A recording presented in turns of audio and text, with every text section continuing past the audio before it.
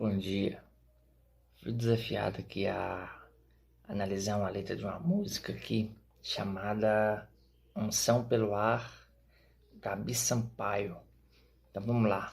Vamos lá então, gente. Parte da música fala sobre Daniel, né? O que ele não sabia o que Daniel tinha, que quando orava, os leões se calavam. Porém, em Daniel 6, a partir do versículo 22, diz assim: O meu Deus enviou o seu anjo e fechou a boca dos leões, para que não me fizesse dano, porque foi achada em mim inocência diante dele. E também contra ti, ó rei, não tenho cometido nenhum delito. Pois então, Daniel não orava na cova dos leões. Daniel orava antes. Se você puxar mais para trás aí, a Bíblia vai falar que Daniel orava 3 vezes ao dia com a sua janela virada para Jerusalém. Então Daniel tinha com Deus uma comunhão, um costume de orar 3 vezes ao dia. Então, essa oração fez com que Deus viesse interceder a favor de Daniel, certo? E não durante a cova dos leões, Daniel orava. Daniel não é esses crentes que hoje em dia só espera a aprovação para orar, não. Daniel acumulava com Deus, entre aspas, uma riqueza chamada oração. Então, durante 3 dias, Daniel orava a Deus. 3 vezes ao dia, Daniel orava a Deus. E essa oração, essa comunhão com Deus, fez com que Deus intercedesse em seu favor. A segunda parte da música fala assim: Eu não sei o que tinha Elias que profetizava e o fogo caía. Todo mundo conhece a história de Elias, sabe, né? Que ele foi desafiar os profetas de Baal para ver o Deus que respondesse com fogo era considerado Deus, certo? Porém, que Elias fez uma oração, dizendo assim, ó: Responde-me, Senhor, responde-me, para que este povo conheça que Tu és Deus, Senhor, e que Tu fizeste voltar o seu coração. Aí, então, caiu o fogo do céu e consumiu o holocausto. Ou seja, após Elias orar, não durante a oração dele. A música fala que enquanto orava, o fogo caía. Não, Elias orou primeiro, depois Deus respondeu com fogo. Se você olhar no final do versículo 37 de 1 Reis 18, você vai ver que tem um ponto final, termina ali, aí muda para 38. Então caiu o fogo do céu, ou seja, após a oração de Elias, Deus respondeu o povo com aquele fogo e consumiu todo o holocausto e a água que estava ao redor, né? Então vamos ficar mais atentos aí. A terceira parte da música fala sobre Moisés, que ninguém sabia o que ele tinha porque seu rosto resplandecia, né?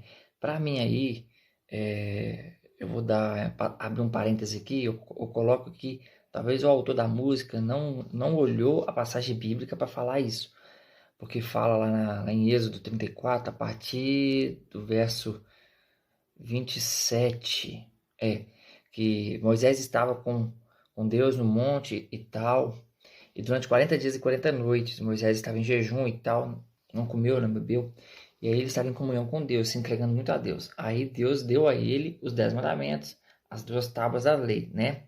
E aí Moisés desceu. Porém, Moisés não sabia que por ele estar na presença de Deus, o seu rosto brilhava tanto, que incomodava os demais. Então esse brilho aí, eles falam assim: eu não sabia que Moisés tinha, que o seu rosto resplandecia. Era o brilho de Deus.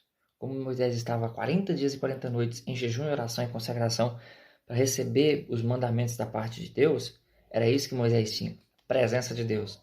Entendeu? Então vamos lá. E a última parte aí da segunda estrofe diz assim: eu não sei o que Samuel tinha, que a voz do pai ele reconhecia. Primeiramente, falando sobre Bíblia, não foi Samuel que reconheceu, foi o profeta. Ele ensinou a Samuel como responder quando a voz viesse chamar ele novamente. Então foi o profeta Eli que reconheceu que era Deus que estava chamando Samuel. E aí ensinou a ele como ele deveria se portar se ele ouvisse aquela voz novamente. Não, Samuel não reconheceu a voz de Deus na primeira vez que foi chamado o seu nome. E o final da música, né? Já a parte lá do coro. Sinta a unção pelo ar, tudo que tenho vou te entregar, hoje derramarás o teu espírito. Aí há um erro teológico, né?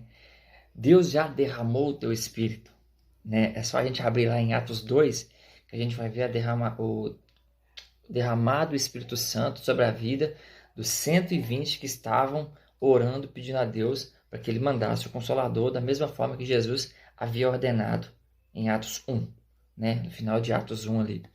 Então, aqui há um erro teológico, bíblico, né? Deus não derrama o Espírito todo dia. Deus já derramou o teu Espírito uma vez, foi no dia de Pentecostes. Né? Aquelas pessoas que estavam reunidas no mesmo lugar ali, foram cheias pelo Espírito Santo, e você conhece a história. Então é isso, gente.